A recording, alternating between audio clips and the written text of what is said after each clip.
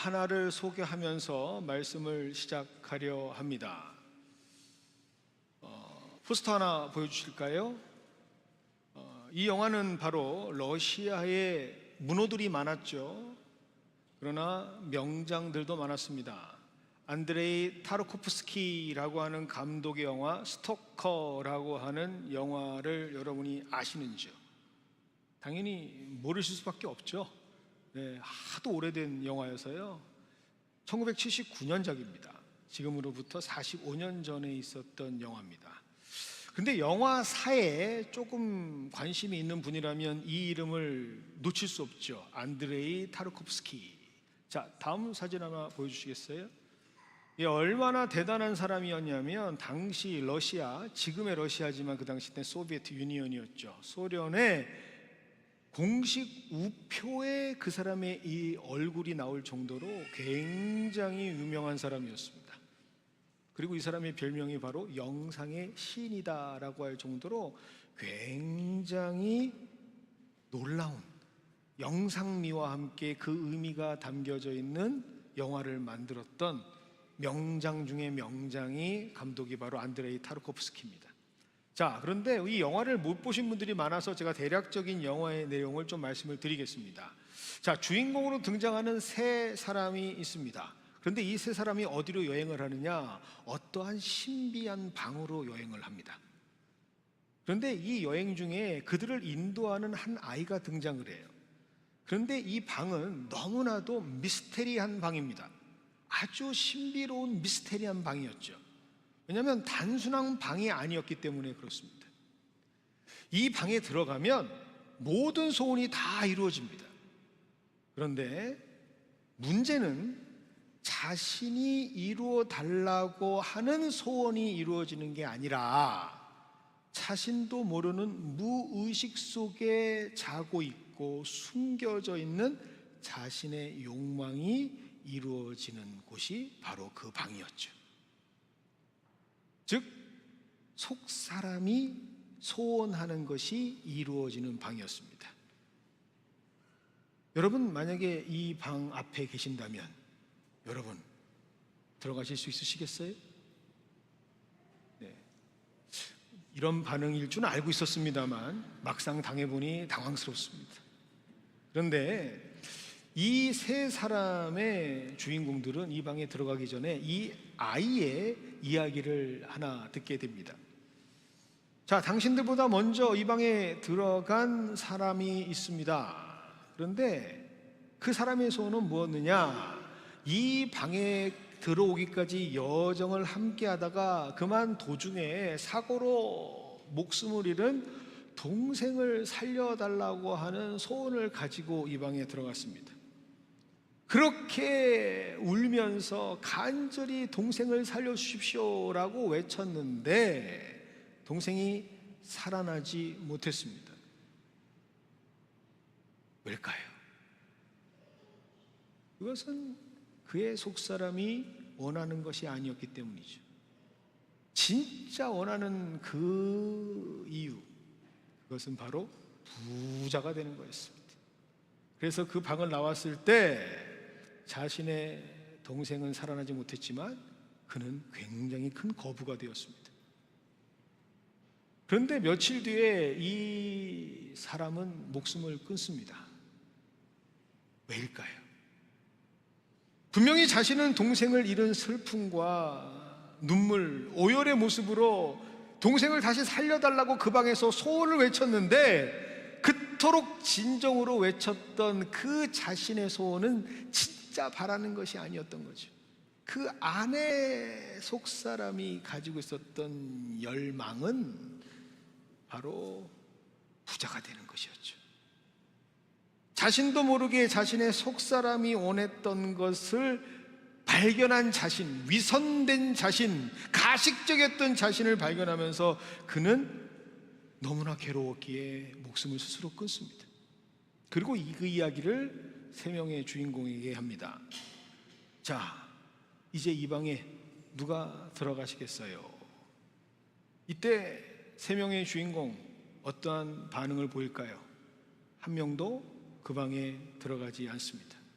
왜냐하면 자신이 무엇을 진정으로 소원하고 있는지 확신할 수 없었기 때문에 그렇죠. 자신의 마음 깊숙한 곳에 있는 본심이 무엇을 원하고 있는지 확인할 수 없었기 때문에, 자신할 수 없었기 때문에 그 방에 들어가지 못합니다. 영화는 그들의 표정을 계속해서 클로즈업해요. 그들의 진실된 표정과 그들의 진실된 마음이 무엇인지를 보여주려고 합니다. 다시 묻습니다. 여러분들이 지금 그 방 앞에 서 있다면, 만약 오늘 이 예배의 자리가 바로 그 방 앞에 서 있는 모습이라면 여러분들은 들어가실 수 있겠습니까? 여러분은 자신 있게 그 방에서 이것이 나의 소원이다 라고 말하실 수 있겠습니까? 여러분 스스로 한번 마음의 질문을 해보세요. 그리고 이 질문을요, 오늘은 신앙적인 질문으로 한번 바꿔보도록 하겠습니다. 나는 하나님을 믿는데 과연 정말로 내가 의지하고 최선을 다해 섬기고 있는 이 하나님이 과연 진짜 하나님일까? 라고 하는 질문입니다. 여러분, 종교학에서는 이런 말이 있습니다. 신의 숫자는 사람만큼이나 많다라는 말이 있어요. 이게 무엇을 의미하는가? 진짜 신이신 하나님은 한 분이신데 사람들은 각각 자기 나름대로의 상상 속의 하나님을 만들어서 섬기고 있다라는 말입니다. 오늘 본문이 마치 이와 같이 감출 수 없는 인간의 속성을 고발하고 있는 것이죠. 자, 우리가 다 알고 있는 성경 내용이지만 우리 함께 오늘 본문 말씀 출애굽기 32장의 배경을 한번 알아가 보도록 하겠습니다. 이스라엘 백성들은 출애굽을 하고 3개월이 되는 날 시내산에 도착을 합니다. 그리고 그곳에서 하나님께서는 이제 하나님의 백성이 된 백성들에게, 이스라엘 사람들에게 10계명이라고 하는 하나님의 말씀을 전달해 주기 위해서 모세를 부르십니다. 그렇게 모세는 시내산에 올라가게 되고 올라간 지 이제 40일이 지납니다. 그런데 모세가 시내산에서 내려오질 않아요. 그리고 오늘 준비된 슬라이드 시내산 한번 볼까요? 자신들의 눈으로 이 시내산을 보니까 물도 없고 식물도 자라지 않고 전혀 사람이 살 수 있는 컨디션이 아닙니다. 악산 중에 악산이고 절대로 감당할 수 못하는 상황 속의 산이었죠. 그래서 자신들의 눈으로 이 산을 판단하기 시작합니다. 저 상태로 사람이 40일 동안 있는다라고 하는 것은 거의 불가능해. 그래서 그들은 잠정적으로 모세가 죽었다라는 결론을 내립니다. 그리고 그 결론은 이내 이스라엘 백성들을 굉장히 당혹스럽게 만들죠. 왜냐하면 지금까지 출애굽, 이스라엘이 애굽을 탈출해서 약속의 땅 가나안 땅으로 가는 모든 여정을 바로 이 모세가 주도했기 때문입니다. 그래서 이들은 판단하죠. 모세가 죽었으니까 하나님도 사라졌을 것이다. 모세가 죽었으니까, 하나님의 사람이 죽었으니까 하나님도 이제는 더 이상 일하지 않으실 것이다. 그래서 그들은 모세의 형 아론을 찾아가 이렇게 요청하기 시작합니다. 그것이 바로 32장 1절의 말씀이죠. 백성이 모세가 산에서 내려옴이 더딤을 보고 모여 백성이 아론에게 이르러 말하되, 일어나라, 우리를 위하여 우리를 인도할 신을 만들라. 그리고 아론은 그 요구를 받아들여서 금 송아지를 만듭니다. 그것이 바로 4절의 말씀이죠. 아론이 그들의 손에서 금고리를 받아 부어서 조각칼로 새겨 송아지 형상을 만드니, 자, 그리고 나서 이들이 말합니다. 이것이 바로 애굽 땅에서 너희를 이곳까지 인도해낸 여호와 하나님이다 라고 말합니다. 지금까지 이스라엘은요, 하나님을 믿는다라고 고백했던 선민, 택함받은 민족이었습니다. 그런데 그들의 이 모습 통해서 무엇이 발각되느냐?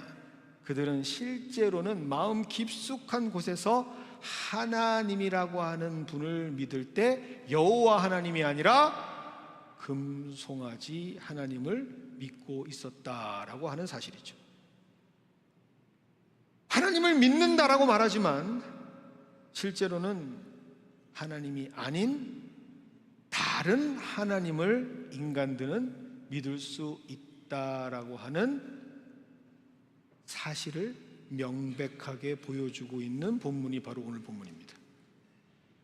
그런데 여러분, 오늘 말씀 보면서 좀 이상하지 않습니까? 여러분, 오늘 말씀 보면 좀 답답하지 않으세요? 어떻게 이런 상황이 생길 수 있을까라는 생각이 안 드세요? 저는 오늘 말씀 준비하면서 정말 이스라엘 백성들이 이해가 되지 않았습니다. 왜냐하면 지금 금송아지를 이렇게 만들고 있는 사람들 여전히 하나님의 사랑을 받고 있기 때문에 그렇습니다. 출애굽하는 순간부터 하나님께서는 이스라엘 사람들에게 허락하신 은혜가 하나 있습니다. 그 은혜가 무엇인가? 바로 구름 기둥과 불 기둥으로 그들의 가는 길을 인도하시는 것이 하나님의 은혜였죠. 지금 여전히 그들이 처해져 있는 그 상황 속에서 불 기둥은 타고 있었고 구름 기둥은 계속해서 그들을 보호해 주고 있었습니다. 그들은 지금 그걸 보고 있어요. 그들이 함께하고 있는 상황을 느끼고 있습니다. 여전히 사라지지 않고 그들을 보호하고 있는데 그들은 하나님이 없다라고 느낍니다. 여러분, 그들이 아무것도 없는 광야에서 무엇을 먹고 무엇을 얻을 수 있었을까요? 그들은요, 출애굽기 16장에서부터 시작된 그 불평으로 인해서 하늘에서 끊임없이 만나를 먹었던 사람들입니다. 그리고 메추라기까지 함께 덤으로 먹었던 사람들입니다. 여러분, 구름 기둥과 불 기둥이 사라지는 것은 언제 사라지는 줄 아십니까? 민수기 33장 이후에 사라져요. 가나안 땅에 들어가기 전까지는 분명히 저 구름 기둥과 불 기둥이 사라지지 않고 계속해서 그 자리를 지켜냅니다. 여러분, 만나와 메추라기는 언제 사라지는 줄 아십니까? 출애굽한 후에 한 달 후부터 내리기 시작했던 그 만나와 메추라기는요, 정확하게 출애굽하고 나서 41년 1월 15일까지, 다시 말씀드리면 광야 생활 40년 플러스 1년 15일 그 가나안 땅에 들어가서 유월절을 보내고 그 땅에서 그 소사를 먹고 나고 다음 날에 만나와 메추라기가 끊겨요. 그러면 그때까지는 하나님께서 계속 제공하신다라는 이야기 아닙니까? 이렇게 버젓이 끊임없이 하나님께서는 은혜와 생명을 공급해 주시는데 모세가 저 시내산에서 내려오지 않았다고 해서 하나님은 사라지셨다? 하나님은 없다? 그러니 새로운 하나님을 만들라라고 요구를 한다라는 것이 여러분 이해가 되십니까? 그런데 그렇게 이해가 안 되는 안타까운 일들을 하는 사람들이 바로 이스라엘 백성들이었습니다. 소위 택함을 받은 선택된 민족들이 말입니다. 그런데 이것보다 더 안타까운 사실이 있습니다. 더 가슴 아프게 하는 사실이 있어요. 그 사실은 어떤 사실인가? 오늘 성경에 기록되어 있는 이스라엘처럼 오늘도 살아가는 현대의 성도들이 있다라는 사실입니다. 분명히 우리는요, 매일매일의 삶을 하나님의 은혜로 살아가고 있습니다. 우리가 하나님의 도우심이 없고 하나님의 이끄심이 없다면 매일매일을 살아갈 수가 없어요. 그래서 우리가 찬양하다 보면 은혜라는 찬양을 하면 뭐라고 얘기합니까? 모든 것이 은혜, 모든 것이 은혜. 여기까지 온 것도 다 은혜라고 얘기하면서 우리는 하나님이 없다라고 생각을 할 때가 참 많습니다. 아무리 우리가 이스라엘 같은 광야를 산다 할지라도 한번 생각해 보세요. 그 출애굽할 때 하나님께서 피, 개, 이파, 악도, 우, 매, 흑 장자 죽음, 10가지 재앙을 다 통해서 그들을 굴복시키시고 하나님께서 이끌어내시지 않으셨습니까? 심지어 홍해를 갈라내신 것도 하나님이셨고, 그 땅을 마르게 해서 지나가게 한 것도 하나님이셨고, 그렇게 물이 없다고 불평했을 때 반석을 쳐서 물이 터져나오게 한 것도 하나님이셨고, 지금 만나와 메추라기를 먹고 있는 것도 하나님이신데, 심지어 지금 금송아지를 만들고 있는 그 당일에도 하나님께서는 한 번도 구름기둥과 불기둥, 만나와 메추라기를 끊어내지 않으셨는데, 그렇게 보호하고 계시는데 계속해서 하나님이 없으니 하나님을 만들라라고 요구한다라는 게 말이 됩니까? 그런데 우리는 그들과 별반 다르지 않은 모습으로 신앙생활을 합니다. 순간 어려움이 찾아올 때, 내가 어떠한 갈등과 마음의 불편함을 느낄 때 우리는 이렇게 기도하죠. 하나님 살아계시다면 하나님 살아계시는 것을 보여주세요. 늘 우리가 어떤 문제에 봉착했을 때, 우리가 어떤 아픔을 이겨내지 못할 때, 당장 그것이 내가 원하는 결과로 드러나지 않을 때, 내가 인식하고 인정할 수 없는 상황이 나타날 때 우리는 의심하고 낙심하고 계속해서 무너져 버립니다. 하나님이 계십니까? 어떤 사람들은 심지어 내가 신앙을 포기해야 하는 것 아닙니까? 라고까지 말합니다. 자신이 원하는 방식의 신앙생활이 안 되고 자신이 원하는 환경들이 이루어지지 않을 때 하나님은 없으니까 나 일들 감당하지 못하겠습니다. 하나님은 한 번도 하나님의 살아 역사하심을 우리에게 중단하지 않으시는데 말입니다. 그래서 오늘 말씀은 우리에게 엄청난 중요한 의미로 다가와야 합니다. 그리고 진정한 신앙인이라면 오늘 말씀을 보면서 내 스스로에게 자문해야 하는 질문 하나가 생길 겁니다. 그 질문은, 나는 과연 어떤 하나님을 믿고 있는가라고 하는 질문이죠. 나는 정말 진짜 성경에서 기록되어 있는 하나님을 믿고 있는가? 아니면 내가 생각하고 있는, 내가 그리는 하나님이라고 하는 이름은 말하지만 우상을 만들어 숭배하고 있는가라고 말입니다. 이 질문을 통해서 우리는 우리 스스로 가지고 있는 솔직한 우리의 실존과 실체, 내 신앙의 내용, 내 가치, 내 의식, 그리고 내 실제 행동의 유무를 확인받을 수 있어야 합니다. 성 어거스틴은 이렇게 말합니다. 세상 모든 사람들, 심지어 야만인들과 도적질하는 사람들까지도 자기 나름대로의 하나님을 섬긴다라고 말이죠.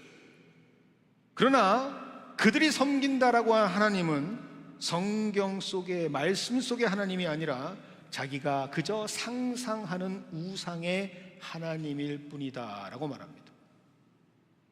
즉 성경을 통해서 스스로 계시하고 계시는 하나님이 어떤 하나님인지 모르면 우리는 교회를 다닌다 할지라도, 우리는 예배를 본다 할지라도 내가 만든 우상을 섬기고 있는 종교적 행위를 하고 있을 가능성이 아주 농후합니다. 하나님을 섬기는 것이 아니라 내 생각의 아이돌, 우상을 섬기는 것이죠. 그러면 우리가 진짜 하나님을 믿고 있는지 아니면 우상의 하나님을 섬기고 있는지 우리는 언제 어떻게 알 수 있게 되는 걸까요? 언제 우리는 그동안 잘 감추었던 우리 속사람의 실체를 발각당할 수밖에 없을까요? 오늘 말씀을 준비하면서 사람의 본 모습이 드러나는, 인성과 성품이 드러나는 상태라고 하는 것을 심리학자들의 내용을 통해서 함께 나눠보기를 원합니다. 진짜 감추었던, 자기도 몰랐던 속사람이 드러나는 인생의 순간들이 있대요. 자, 첫 번째, 어떤 순간에 그 사람의 진짜 인성이 드러나는가? 첫 번째는 바로 부자가 될 때입니다. 갑자기 여러분 부자가 되면 그 사람의 본질이 드러난답니다. 그래서 저는 별로 부자가 되고 싶지 않아요. 저랑은 상관없는 일이니까. 자, 두 번째, 깜짝 놀랄 일입니다. 결혼을 하면 자기도 모르던 자신의 본성이 드러난답니다. 자기도 모르고 있었던 자신의 모습이 드러나는 거죠. 그런데 그것이 누구에게 제일 먼저 발각되느냐? 자기가 사랑한다고 하는 사람에게 다 들통나요. 그래서 우리가 기대치가 사라지는 거예요. 세 번째, 사람이 일할 때, 직장인 같은 경우는 퇴사할 때, 마무리할 때, 어떤 일을 끝낼 때 그 사람이 어떤 사람인지 드러난답니다. 그래서 가장 그것이 형격하게 드러나는 때가 언제냐? 사람들 이사할 때 그 사람의 성품이 드러난답니다. 그리고 네 번째, 이건 뭐 우리가 다 아는 거니까요. 술에 취했을 때, 이때 사람이 그냥 드러난답니다. 그리고 마지막 다섯 번째가 언제일까요? 바로 고생할 때, 사람이 힘겨운 길을 가고 있을 때 그 사람의 본성이 드러나고 그 사람의 성품이 드러나고 그 사람의 인격이 드러납니다. 그러면 언제 우리의 신앙의 속살이 드러날까요? 우리의 속사람이 드러날까요? 바로 오늘 말씀처럼 그 인생에 있어서 하나님이 없다라고 얘기할 수 있는 하나님의 부재의 시간에 우리의 속사람의 모습이 드러나는 겁니다. 이걸 아는 것이 출애굽기 32장의 핵심 포인트죠.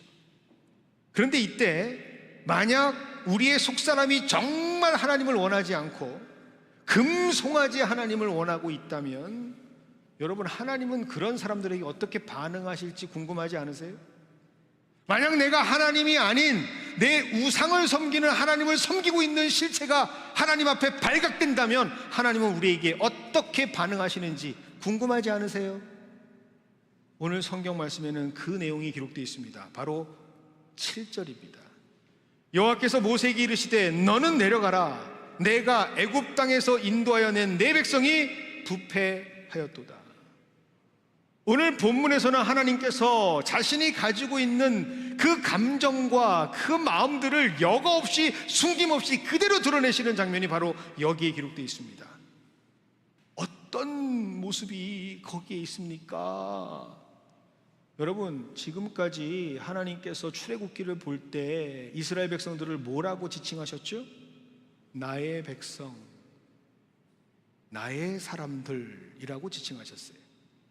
그런데 오늘 7절에 보니까 그 이스라엘 백성들을 뭐라고 지칭하시죠? 모세, 너의 백성, 모세, 네가 이끌어온 사람들, Your people 이라고 거리를 두십니다. 내가 애굽 땅에서 인도한 인간들 아니냐, 너의 백성들 아니냐. 지금 하나님께서는요, 거리를 두고 계시는 것을 감추지 않고 말씀하고 계십니다. 한마디로 얘기할까요? 하나님이 섭섭하신 거예요. 여러분, 하나님이 감정이 있는 분입니다. 우리가 느끼는 모든 감각들, 우리는 누구의 형상에 따라 지으심을 받았죠? 우리는 하나님의 형상을 따라 지으심을 받았어요. 그러면 우리가 생각하는, 우리가 느끼는 섭섭함, 배신감, 우리가 견디지 못하는 이 모멸감들도 누구도 느끼시겠죠? 하나님도 그대로 느끼시는 거예요. 어쩌면 우리보다 더 크게 느끼시는 분이 바로 우리 하나님이십니다. 왠지 아세요? 하나님은 우리가 자신의 전부이기 때문에 그렇습니다. 그런데 많은 성도들이 이 부분을 놓치고 그냥 넘어가요. 많은 성도들이 간과하고 무시하는 것이 바로 하나님의 마음, 하나님의 감정, 하나님의 아픔이라는 거예요. 하나님도 섭섭할 수 있고 하나님도 아파할 수 있어요. 우리 하나님은 괜찮겠지. 내가 어떤 일을 해도 하나님은 용서해 주실 거야. 우리 하나님은 다 받아주실 거야. 다 하나님은 어떤 실수도 부도무시고 안으시고 이끌어 주실 거야. 우리는요, 너무 도식적으로 간단하게 쉽게 하나님을 치부해 버립니다. 아니라니까요. 용서는 하시지만 그 용서하는 순간 그 과정이 얼마나 힘드신지 몰라요. 끝에는 용서하시겠지만, 보듬어 주시겠지만 그 과정 하나하나는 섭섭하고 괴롭고 힘들어요. 우리는 오늘 그 하나님의 마음을 알아야 합니다. 내가 하나님이 아닌 다른 우상을 하나님이라고 섬길 때, 내가 말씀을 통해서 증거하시고 계시는, 우리에게 끊임없이 보여주시는 사랑을 고백하시는 하나님이 아니라 내가 생각하는 금송아지의 하나님을 섬길 때, 그리고 그 앞에서 내가 춤추고 경배하고 찬양하며 내가 하나님께 제사한다라고 했을 때, 하나님은 너무 아파하고 계시고 힘들어하고 계신다는 사실을 꼭 기억하시기 바랍니다.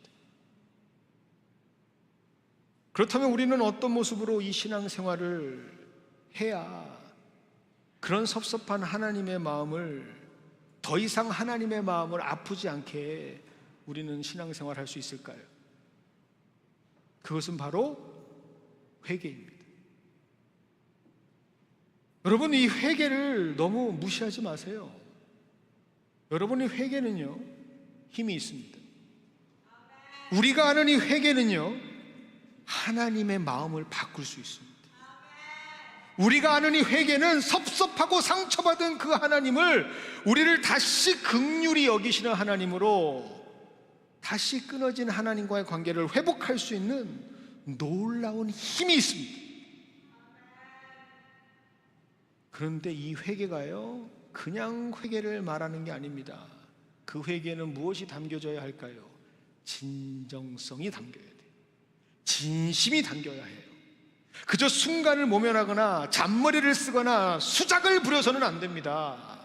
하나님 앞에 정직하게 내 마음을 찢고 내 죄를 도려내는 근본적 변화를 갖고 있는 진실된 회개를 하나님께서 받으실 때, 하나님께서 우리와의 관계를 회복하신다라는 사실. 여러분들의 이해를 돕고자 제가 예화 하나를 들겠습니다. 저도 꺼내고 싶지 않은 제 과거의 모습입니다. 아이들을 키우다 보면 정말 징그럽게 싸울 때가 있습니다. 뭐 이런 것들이 다 있나 싶을 정도로 마치 독립전쟁을 하는 것처럼 징그럽게 싸울 때가 있습니다. 근데 이 두 남매가 그렇게 싸워요. 그래서 제가 아비된 자로서 특단의 조치를 내렸습니다. 이렇게 살 수는 없다. 우리 헤어지자. 그래서 이 두 아이를 데리고 산으로 갑니다. 캄캄한 밤에 이 아이 둘을 차에 태우고 제가 산으로 갑니다. 사실 가는 길은요 5분이면 가요. 앞에 동산이니까. 근데 제가 이리 돌리고 저리 돌리고 마치 광야에 돌리는 이스라엘들처럼 계속 운전하면서 여기 갔다 저기 가면서 제가 계속 얘기를 해요. 그 이야기의 목적은 뭘까요? 잘못했습니다, 이제 안 그럴게요 라는 말을 들으려고. 그런데 둘 중에 한 녀석은 벌써 겁에 잔뜩 찔려서 씨앗이가 돼가지고 아빠 안 그럴게요, 아빠 안 그럴게요, 아빠 그럴 수 없어요, 그럴 수 없어요 그러는데 한 녀석은 입을 꾹 다물고 그래 이참에 한번 해보자. 어차피 인생 혼자 사는 거 빨리 찾아왔을 뿐. 그렇지 뭐. 한마디도 안 하고 그저 똑바로 쳐다보고 하는 거예요. 야, 여러분 이럴 때 어떻게 해야 됩니까? 어떻게 해야 돼요? 차를 돌리면 그때로 끝날 거다라는 생각을 했어요. 그래서 어쩔 수 없이 산 앞에까지 갑니다. 그리고 문을 열었어요. 자, 이제 너희들의 길을 가거라. 그랬더니 한 녀석은 빠르르 도망을 갑니다. 잡아오는데 큰일 날 뻔했어. 그런데 한 녀석은 그 자리에서 꼼짝없이 가만히 앉아있는 거예요. 야, 참 못했다라는 말 한마디만 하면 될 텐데, 다시는 안 그러겠다라고 하면 될 텐데. 그런데 이내 이 녀석이 입을 열어 저에게 말을 합니다. 아빠, 어차피 이렇게 된 거 고아원으로 데려다 주시면 안 될까요? 야, 표정 하나 안 변하고 그 얘기를 하는데, 정말 여기서 머물면, 포기하면 양육이 끝난다고 생각이 드니까 제가, 그래? 그러면 아빠가 이 밤에 고아원이 어디 있는지는 찾지 못하니 오늘 밤은 경찰서에서 자자. 그래서 하루 자고 내일 우리 경찰 선생님한테 부탁을 해서 우리 고아원을 찾아보자. 그래서 차를 경찰서로 몰고 갔습니다. 그리고 내려서 경찰서로 들어가는 그 순간 진짜 경찰 선생님을 딱 보더니 그때서야 아빠 안 그럴게요. 아빠 잘못했어요. 여러분, 근데 그때 제 심정이 기뻤을까요? 드디어 굴복하는구나. 기뻤을까요? 서글프더라고요. 서글퍼요. 내가 이렇게까지 해야 하나? 내가 이렇게 해서 저에게 회개를 받는다 한들 뭐가 달라지나? 그리고 그 회개가 진정한 회개가 아니라는 것은 저는 똑똑히 알고 있어요. 그저 상황만 모면하려고, 순간만 피하려고 하는 속임수죠. 여러분, 하나님도 마찬가지입니다. 오늘 본문 이후에 나오는 33장을 보면 모세와의 대화를 통해서 하나님이 어떤 하나님의 모습을 가지고 있는지 우리에게 보여주세요. 절대로 기뻐하지 않으시는 하나님의 마음. 오늘 금송아지 사건 이후에 이스라엘 백성들은 회개한다라고 하나님께 나아갑니다.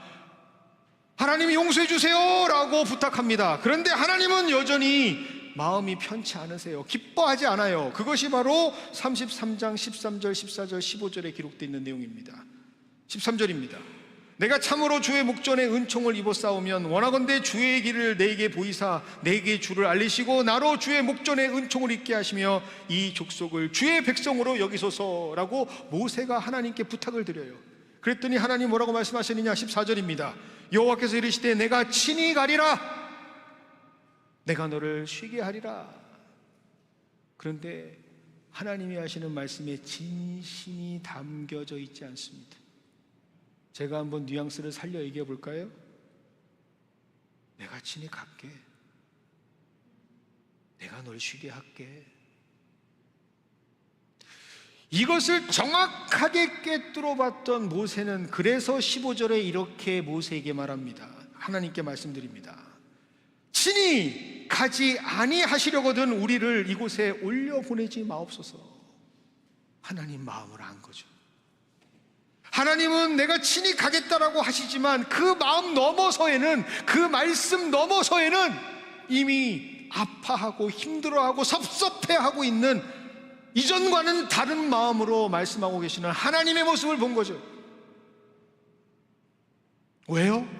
하나님께서 말씀을 하셨으니까.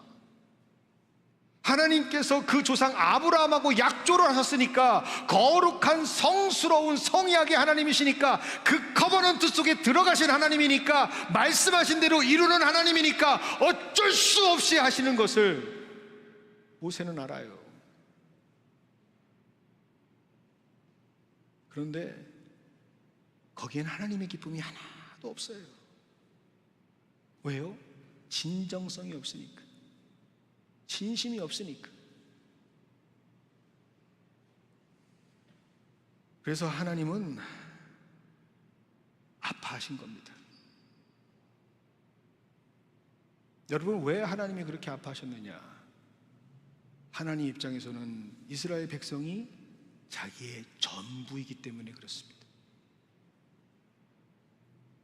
사실 우리가 하나님이 그렇게 전부 주시는 사랑을 받았음에도 우리도 하나님께 전부를 드리는 사랑을 할 수 있을까?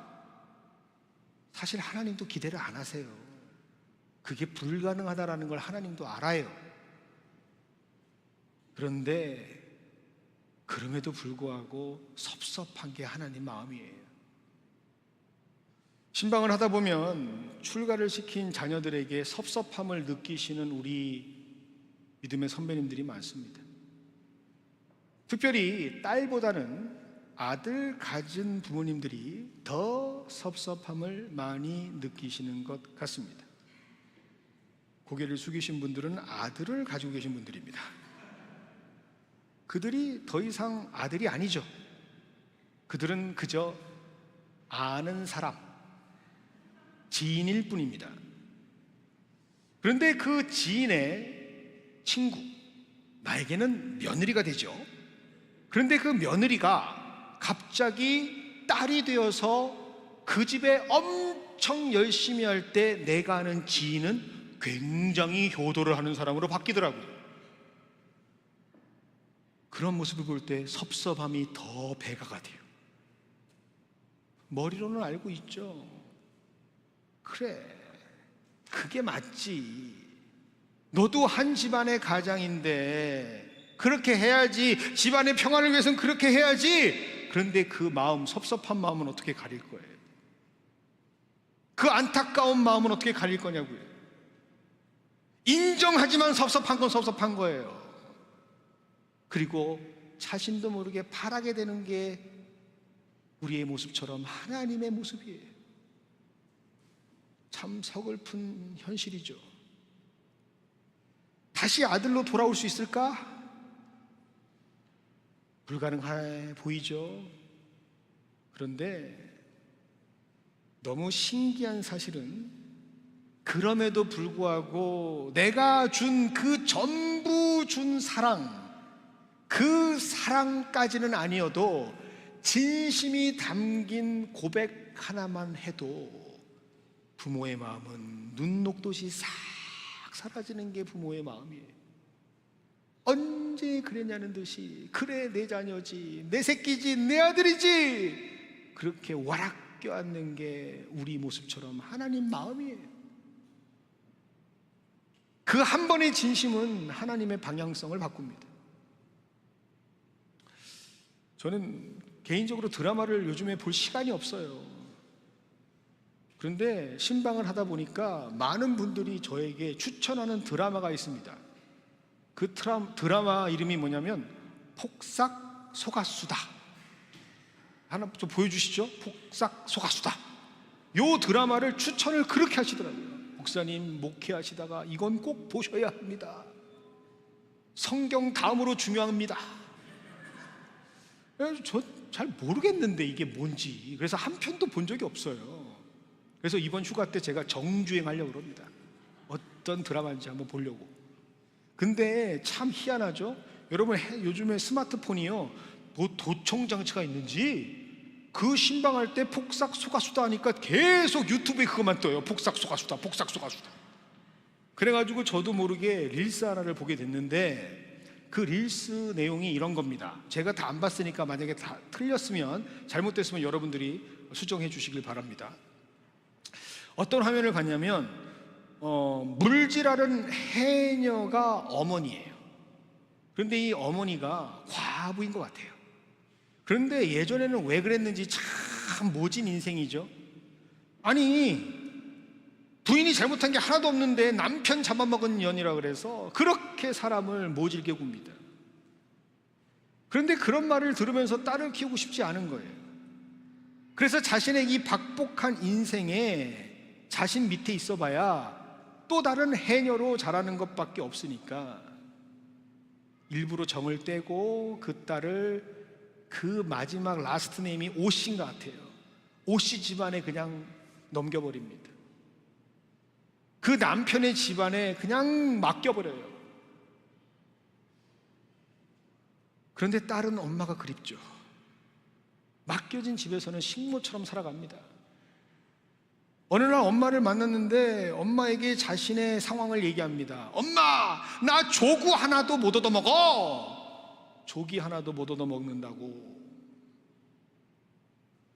그런데 그런 상황을 보면서도 엄마는 계속 밀어냅니다.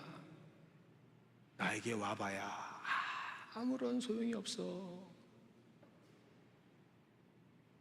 그런데 엄마는 계속해서 물질을 하고 하루 종일 전복을 잡아서 팔아야 100환이라고 하는 돈을 얻을 수 있거든요. 자기는 너무 바빠서 아이를 돌볼 수가 없어요. 그런데 어느 날 그 엄마가 자신의 딸, 그 딸 이름이 애순인 것 같아요. 애순이가 쓴 시를 하나 읽게 됩니다. 근데 그 시 제목이 뭐냐? 개전복이에요. 그 시를 함께 여러분과 읽겠습니다. 제가 읽어드릴게요. 허구한 날 전복 전복, 태풍 와도 전복 전복, 딸보다 전복 전복, 꼬르륵 들어가면 빨리나 나오지 어째 까무룩 소식이 없소. 전복 못 봐 안 나오나 숨이 딸려 못 나오나, 똘레미 속 다 타도록 내 어망 속 태우는 고놈의 개 전복.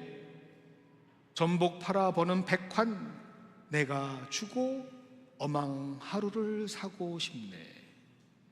허리 아픈 울 어망, 콜록대는 울 어망, 100환에 하루씩만 어망 쉬게 하고 싶네. 이 시 한편에 적어 내려간 딸의 진심을 보고 엄마는 바로 조기를 들고 그 집으로 찾아갑니다. 그리고 그 조기를 상에 내팽개치면서 내 딸 데려오겠다고 그 아이를 붙잡고 밖으로 나갑니다. 절망스러운 팔자여서, 사나운 팔자여서 나에게 오면 안 돼라고 하는 그 품으로 그 딸을 확 품어 안습니다. 가슴에 사무쳤던 사랑하는 딸 애순이를 그날부터 데리고 삽니다. 딱 시 한편으로 다쳤던 엄마의 마음이 확 열립니다. 여러분, 우리 하나님도 그래요. 때로는 너무 얄밉죠. 때로는 너무 구제불능 것 같은 우리 성도들, 형식적인 예배를 드리고 종교적으로 상투적으로 회개하면서 아무런 감동도 진심도 담겨져 있지 않은 위선덩어리, 모순덩어리로 살아가는 우리들. 하지만 그럼에도 불구하고 단 한 번의 진실된 고백을 담아 하나님께 예배한다면, 하나님께 회개한다면 애순이의 시처럼 엄마의 마음을 바꾸는 그 힘이 바로 우리에게 있다는 사실을 꼭 기억하시기를 바랍니다. 그 예배가 바로 오늘 우리의 예배가 되기를 원합니다. 그렇게만 한다면 하나님께서는 다시 우리를 사랑해 주십니다.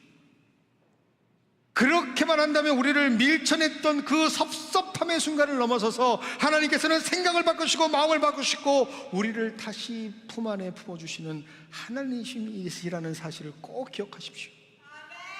그래서 우리는 이 상황을 바꿀 수 있는 한 방이 필요합니다. 영적인 한 방이 필요해요. 하나님은 많은 것을 바라지 않으십니다. 단 한 번의 고백, 단 한 번의 진실된 하나님 앞에서의 솔직한 영혼의 고백을 하나님께서 이 시간 우리들에게 원하고 계신다라는 사실이죠. 그래서 오늘 이 시간은 우리가 이 마음을 담아서 함께 하나님께 찬양하기를 원합니다. 내 마음만큼은 진실입니다. 익숙하지 않은 찬양일지라도, 어색한 찬양일지라도, 내 입에 맞지 않은 찬양일지라도, 처음 듣는 찬양일지라도 오늘 이 가사 하나하나를 생각하시면서 함께 하나님께 고백해 보시기